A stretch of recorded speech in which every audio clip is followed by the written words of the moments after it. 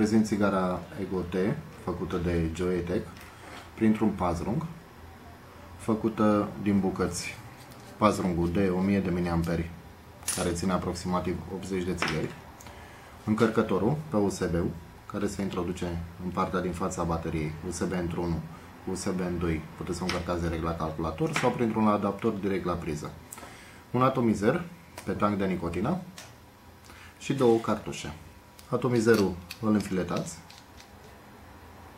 pazrungul în față, puteți să-l folosiți să trageți din țigară direct conectată la priză sau la calculator sau pur și simplu o aveți încărcată și puteți să trageți oriunde. Și bineînțeles cartușul care se montează în spate.